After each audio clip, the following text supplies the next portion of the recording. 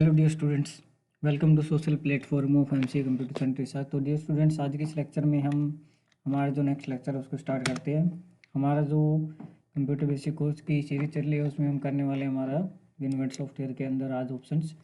Insert के अंदर हमने लास्ट लेक्चर्स में पेजेस और टेबल्स के बारे में देखा था। आज हम देखने वाले पिक्चर्स, शेप्स और आइकन्स, इन तीनों के बारे में हम आज एक तरीके से कम्प्लीटली रीड आउट करेंगे कि ये क्या होते हैं, हमारे कैसे कैसे वर्किंग होती है इनके ऊपर। तो उस चीज़ के ऊपर हम आज करने वाले हैं अपना। अब उसके बाद इसके अंदर सबसे पहले आता है हमारे पास पिक्चर्स। जैसे टेबल्स में हम क्या कर सकते हैं, तो कोई भी डाटा रिकॉर्ड्स हमें करना हो टेबल के फॉर्मेट में, जैसे हमें एक लाइन में सीरियल नंबर, नेम वगैरह वैसे चाहिए, तो उसके लिए हम पिक्चर्स में जाएंगे, दिस डिवाइस पे क्लिक करेंगे। अब जैसे मैं दिस डिवाइस पे क्लिक करता हूँ तो मेरे कंप्यूटर्स में जितनी भी पिक्चर्स है वो मेरे पास यहाँ पे अपीयर हो जाएगी। मैं कोई भी पिक्चर्स लेके आना चाहता हूँ तो मैं लेके आ सकता हूँ। अब ये तो बात हो गई हमारी कि मेरे को मेरे कंप्यूटर से पिक्चर लेके आ गया मैं यहाँ से। लेकिन पिक्चर्स में हमारे पास कुछ ऑप्शंस और भी होते हैं। जैसे पिक्चर्स में गए, यहाँ पे स्टॉक इमेजेस पे क्लिक किया आपने। स्टॉक इमेजेस आपका क्या करता है कि जैसे कोई भी अकाउंट्स आपने यहाँ पे लॉग इन किया हुआ आपने, कि आपने क्या किया, यूजर आईडी पासवर्ड के अकॉर्डिंग यहाँ पे अपना अकाउंट साइन इन किया हुआ, उससे आपको कोई भी डाटा लेके आते हैं यहाँ से लेके आ सकते हो। ऑनलाइन पिक्चर पे क्लिक करोगे तो आपके सामने ये ऑनलाइन पिक्चर्स पिक करके दे देगा। जैसे मैंने यहाँ से क्या किया, बर्ड्स पे गया मैं और क्लिक किया मैंने। अब ये ऑप्शन आपका तब वर्किंग करेगा जब आपके मोबाइल उसमें कंप्यूटर्स के अंदर, पीसी के अंदर, लैपटॉप या डेस्कटॉप, जो भी सिस्टम आप यूज़ कर रहे हो ऑपरेटिंग सिस्टम, उस ऑपरेटिंग सिस्टम के अंदर आपका इंटरनेट कनेक्टिविटी होनी चाहिए। तब आप ऑनलाइन पिक्चर्स को सर्च करके इंसर्ट कर सकते हैं। अब जैसे मेरे को ये क्या करना है, जैसे ये सनलाइट टाइप में कुछ है, मैंने इसको सिलेक्ट किया और करूँगा तो ये देखो, ये दिखा रहा है फाइल इज इम्पोर्टिंग फाइल। अब जरूरी नहीं है कि आपका जो वर्जन हो वो सभी फाइलों को एक्सपोर्ट करें। तो हो सकता है कुछ पिक्चर्स ऐसी भी होती है जो आपकी जेपीजी फॉर्मेट से अलग फॉर्मेट में होती है, तो वो हमारी एक्सपोर्टेबल भी नहीं होती। तो इसलिए हम क्या चाहते हैं, हम कोई और पिक्चर्स यहाँ पे इंसर्ट करते हैं। तो जैसे मैंने ये वाली पिक्चर सिलेक्ट की और हम यहाँ पे इंसर्ट पे क्लिक करते हैं, तो ये पिक्चर्स आप देख रहे हैं हमारी डाउनलोडिंग दिखा रहा है। पिक्चर्स 1 of 1 की हमारी जो एक पिक्चर्स हमने सिलेक्ट किया है उसमें जो फर्स्ट पिक्चर्स जो हमारी वो डाउनलोडिंग हो रही है। तो अभी हम थोड़ा सा वेट करते हैं। अब ये सारी चीज़ें आपकी इंटरनेट कनेक्टिविटी पे भी डिपेंड करती है कि कैसी आपकी इंटरनेट कनेक्टिविटी है। उसके ऊपर जितनी आपकी फास्टेस्ट इंटरनेट कनेक्टिविटी होगी उसके अकॉर्डिंग आपकी ये डाउनलोडिंग होकर चलेगी। अब जैसे हमने लास्ट टाइम टेबल्स के बारे में देखा था, वैसे ही हमारे पास में एक पिक्चर्स का एक आइकन आ जाते हैं ऊपर, save format and picture format के डबल। अब इसमें से कुछ ऑप्शन जो होते हैं हमारे वो सिमिलर मिलेंगे जैसे हमारे लास्ट में हमने किया था। जैसे इसमें फर्स्ट है हमारे पास शेप्स के बारे में, फिर हमारे पास जैसे इसके बॉर्डर्स के बारे में। जैसे मैंने जो भी बॉर्डर्स यहाँ से सिलेक्ट किया तो वो हमारे पिक्चर्स के बाहर को आप देख पा रहे होगे, ये हल्के हल्के आउटलाइंस आ गई है एक तरीके से फ्रेम में। ठीक है, अब उसके बाद जैसे देखो मैं इस पिक्चर्स पे काम करना चाह रहा हूँ, मैं थोड़ा छोटा करता हूँ स्क्रीन को। अब यहाँ से मैंने लिया इसको थोड़ा सा और की कंप्लीट पिक्चर्स विजिबल है, वो स्क्रीन ले लेते हैं। मैंने इसको जूम आउट करके ऐसा व्यू ले लिया कि मेरे को कंप्लीट पिक्चर आए। अब यहाँ से जैसा ही मैं बॉर्डर में सिलेक्ट करूँगा, आप देख पा रहे होगे नीचे जो टेक्स्ट बॉक्स आया उसके ऊपर भी बॉर्डर सप्लाई हो रहा है यहाँ से। ये एक तरह से स्टाइल लाइब्रेरी होती है कि इसके अंदर जैसे नीचे टाइटल दिया हुआ कि ये पिक्चर्स कहाँ से, किसने कैसे क्या क्रिएटेशंस की है, वो सारी चीज़ें यहाँ पे आपको शो होती है। अब इस पिक्चर्स को मैं लेफ्ट राइट टॉप बॉटम कहीं पर भी मूव कर सकता हूँ, ऐसे अपने अकॉर्डिंग पोजीशन दे सकता हूँ। पर सबसे पहले हम क्या करते हैं, पिक्चर फॉर्मेट में चलते हैं और यहाँ से हम क्या करते हैं, जैसे ऑनलाइन कोई भी पिक्चर्स आप उठाओगे तो उसके साथ में देखो आपको यहाँ पे टेक्स्ट बॉक्स भी यहाँ पे आपका अपीयर होकर चलेगा। हम क्या कर सकते हैं, इस टेक्स्ट बॉक्स को सिलेक्ट करेंगे ओनली, और जैसे आप यहाँ पे डिलीट पे क्लिक करोगे तो ये आपका डिलीट हो जाएगा। अब आप इस पिक्चर्स अकेले पिक्चर्स को कहीं भी मूव ऑन नहीं कर सकते। पहले हम मूव ऑन इसलिए कर सकते थे क्योंकि जो हमारा नेक्स्ट जो वर्क था वो हमारा एक लोकेटेड एरिया बता रहा था कि इस एरिया तक आपका वर्किंग इसके अंदर आपका चल रहा है एक तरीके से। लेकिन अभी तो हमारे पास कोई लोकेटेड एरिया नहीं है, तो हम यहाँ से पिक्चर फॉर्मेट में जाएंगे और यहाँ से हम क्या करेंगे, यहाँ पे देखो एक पोजीशंस होती है हमारी, या फिर आप क्या कर सकते हो डायरेक्टली, जैसे मैं इस पिक्चर पे क्लिक करता हूँ तो साइड में एक ये आइकन आता है इस टाइप से कॉर्नर पे, लेआउट्स के नाम से हमारा। जैसे मैं इस पर क्लिक करूँगा तो इन लाइन विद टेक्स्ट लिखा हुआ है। तो इन लाइन टेक्स्ट मीन्स जैसे लाइन में टेक्स्ट लिखते हैं हम इसमें वर्ड के अंदर कोई भी, तो हमारा एक सीक्वेंसीज ऑर्डर यानी कि स्केल के अंदर चलता है स्ट्रेट बिल्कुल। तो हम यहाँ से क्या करेंगे, इनमें नीचे वालों में टेक्स्ट विद रैपिंग्स, इसमें हम सिलेक्ट कर लेंगे और नीचे तो यहाँ पे दो ऑप्शन आएंगे, मूव विद टेक्स्ट और फिक्स पोजीशन ऑन पेज। तो हम यहाँ से फिक्स ऑन पोजीशन पेज करते हैं, तो हम क्या कर सकते हैं, इसको पेज के ऊपर कहीं पर भी हम इसको फिक्स कर सकते हैं। अब इस ऑप्शन से क्या बेनिफिट होता है, जैसे मैं लेफ्ट साइड की तरफ इसको और ड्रैग करने की कोशिश करूँगा तो इससे बाहर नहीं जाएगा। मीन्स जो आपकी पिक्चर्स रहेगी वो कम्प्लीटली जो आपका पेज होएगा उसके ऊपर ही आएगी, मीन्स आपके पेज के ऊपर ही वो फिट करके देगा आपको। ठीक है जी। उसके बाद होता है रिमूव बैकग्राउंड। कोई ऐसी पिक्चर्स है जिसमें आपका बैकग्राउंड लगा हुआ है पर इसमें तो कोई बैकग्राउंड है ही नहीं हमारा, तो आप रिमूव बैकग्राउंड से बैकग्राउंड भी रिमूव कर सकते हैं। अब ये ऑटो डिटेक्ट करेगा, जैसे इसको ये एज ए बैकग्राउंड मिला, आप यहाँ से कीप पे क्लिक करोगे तो वो रिमूव कर देगा चीज़ें, बाकी वापस आपकी आ जाती है। अब रिमूव बैकग्राउंड भी करके आप डिस्कार्ड ऑल चेंजेस कर दो तो वापस आपकी ओरिजिनल पिक्चर आ जाती है। फिर होते हैं कॉन्ट्रास्ट। अब कॉन्ट्रास्ट में कुछ ऐसी इफेक्ट्स होते हैं हमारे, जैसे देखो यहाँ पे हमारा ब्राइटनेस इंक्रीज हो गया, यहाँ पे आते हैं हम तो थोड़ी सी डार्कनेस यानी कि येलोनेस आ गई, यानी कि कॉन्ट्रास्ट आपको कम ज़्यादा करना है, यानी कि एक तरह से फिल्टर इफेक्ट्स आप कह सकते हो। अब फिल्टर इफेक्ट्स आप यहाँ से भी लगा सकते हैं। सेकंड होता है कलर इफेक्ट्स। अब कलर इफेक्ट्स में आप इसका कलर ही चेंज कर सकते हैं कंप्लीट। जैसे मेरे को नाइट ही शो में शो कराना है, जैसे नाइट हमारा जैसे होता है नाइट का व्यू पॉइंट वैसा, ठीक है, पिंक लाइट में शो कराना है। या फिर आपको सनसेट के टाइम जैसे हमारी हल्की हल्की येलोनेस में किरणें टाइप नज़र आती है वो आपको शो करानी है, तो यहाँ से आप कर सकते हो कलर ट्रांसपेरेंसी। कि कलर के अकॉर्डिंग आपको कोई भी इफेक्ट अप्लाई करना तो हम कलर को सिलेक्ट करेंगे, अदरवाइज हम डायरेक्ट कॉन्ट्रैक्शन से इसको अप्लाई कर सकते हैं।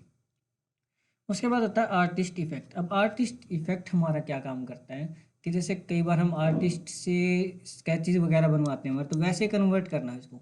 जैसे देखो मैंने यहाँ पे मैं इस पेंसिल स्केच पे लेके गया तो ये पेंसिल से बना हुआ स्केच की तरह से ने कन्वर्ट कर दिया।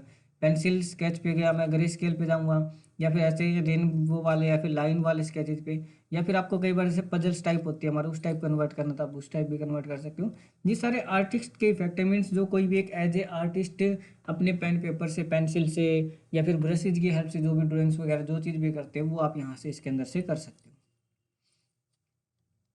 ठीक है, ये एक तरह से एनिमेटेड इफेक्ट आ गया जैसे एक तरीके से, तो ये एक लाइब्रेरी होती है हमारे पास इसके अंदर, वो आप करें। उसके बाद आता है ट्रांसपेरेंसी। अब ट्रांसपेरेंसी का हमारा सिंपल सा हम नाम से बता सकते हैं कि ट्रांसपेरेंसी का हमारा मीनिंग होता है कि आर पार देखना, यानी कि पारदर्शी चीज़ को हम ट्रांसपेरेंसी बोल देते हैं। अब ट्रांसपेरेंसी में जाता हूँ मैं, यहाँ पे अलग अलग लेवल दिए हुए ट्रांसपेरेंसी। कंप्लीट रखोगे तो कोई भी ट्रांसपेरेंसी नज़र नहीं आएगी, 15 रखोगे 20। अब जैसे जैसे मैं ट्रांसपेरेंसी बढ़ाऊंगा तो वैसे वैसे मेरे को ये टेक्स्ट की जो या फिर जो पिक्चर्स की जो क्वालिटी है वो थोड़ी सी कम ज़्यादा हो जाएगी। उसका जो व्यू है वो कितना नज़र आए आपको, कि आप कोई पिक्चर्स ऐसी चाहते हो कि जो आपकी थोड़ी सी कम विजिबल हो, कि जैसे कंप्लीट उसकी क्वालिटी है वो थोड़ी सी ब्लरनेस में या हाइड हो जाए, लाइट हो जाए उसका कलर्स, तो उसके लिए। उसके बाद होता है कॉम्प्रेस पिक्चर। कॉम्प्रेस पिक्चर्स भी हमारे नाम से आप आइडेंटिफाई कर सकते हैं। कॉम्प्रेस का मीनिंग होता है हमारा किसी चीज़ को प्रेस करके छोटा करना, एक तरह से कम करना। को से आप कम से कंप्रेस, कम से आप याद रख लो कम करना, प्रेस मीन्स आप याद रख लो कि दबाना, प्रेस मैंने दबाना होता है। तो जैसे कि कोई भी चीज़ है उसको हम, जैसे कोई एक रुई का बहुत बड़ा डिंडा सा, उसको हम क्या कर देते हैं एक साथ इकट्ठा करके नीचे की तरफ दबा देंगे तो वो हमारा एक छोटा सा साइज में कन्वर्ट हो जाता है, तो वो हमारा कॉम्प्रेस होता है।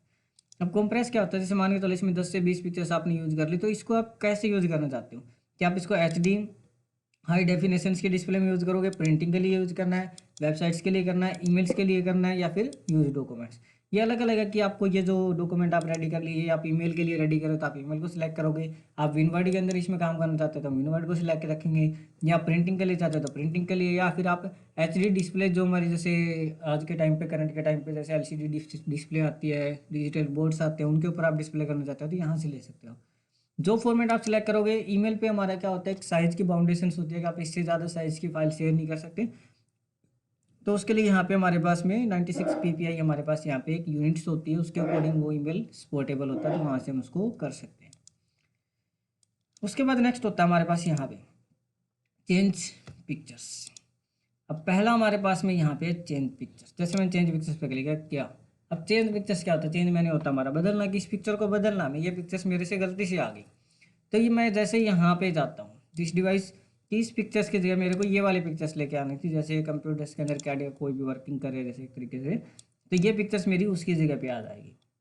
कि कोई पिक्चर्स आप लेके कोई अलग पिक्चर आना चाहते थे, गलती से आपसे कोई दूसरी पिक्चर पिक हो गई उस टाइम, तो बाद में आप इसको यहाँ से चेंज भी कर सकते हो। फिर आता हमारे पास में यहाँ से रीसेट पिक्चर्स। अब जैसे मैंने इस पर कई इफेक्ट लगा दिए, अब जैसे मैं यहाँ से रीसेट पिक्चर पे क्लिक करूँगा तो मेरी पिक्चर जैसी ओरिजिनल में थी वैसी हो जाती है।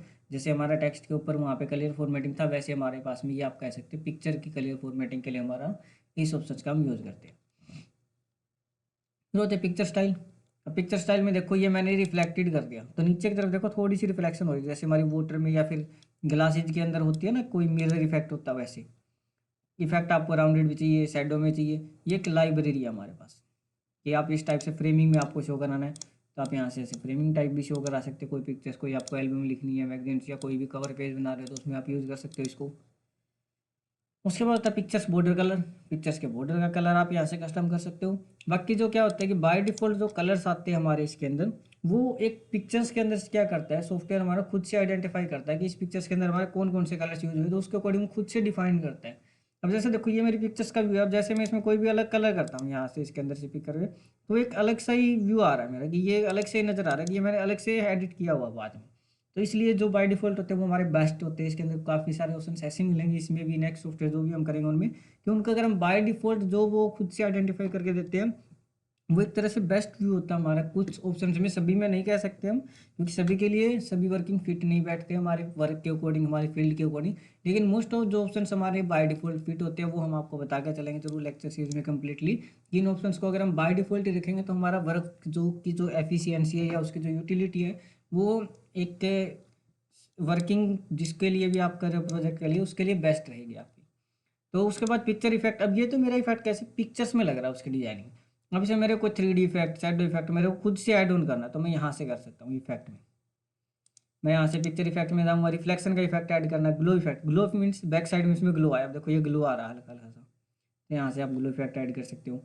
सॉफ्ट एज सॉफ्ट, ये मीन्स इसके कॉर्नर्स जो वो सॉफ्ट बनाने हैं आपको, तो आप यहाँ से बना सकते हैं। अब बदलेव इफेक्ट्स आपका कुछ इस टाइप से आएगा पिक्चर्स में। अब सबसे पहले हम क्या करते हैं, इस पिक्चर को नॉर्मल कर लेते हैं। अब हम यहाँ से पिक्चर्स में चलते हैं, 3D इफेक्ट्स देखना हो तो आप 3D अपने अकॉर्डिंग भी इफेक्ट डाल सकते हो, ऐसे ही जैसा भी आप चाहो वो पोजीशन आप सेट कर सकते हैं यहाँ से। तो स्टूडेंट्स हम पिक्चर स्टाइल्स तक के जो ऑप्शन है हम हमारे कर चुके हैं। आगे के जो ऑप्शन है जैसे हमारे अरेंज के और साइजिंग के ऑप्शन, ये हमारे जो नेक्स्ट लेक्चर है उसमें करने वाले हैं, क्योंकि लेक्चर्स हमारा काफ़ी लंबा हो जाएगा। नेक्स्ट लेक्चर्स में हम इन सारे पॉइंट्स को हमारे क्लियर करते हैं। तब तक के लिए बने रहें MC कंप्यूटर सेंटर के साथ। Thanks for watching video.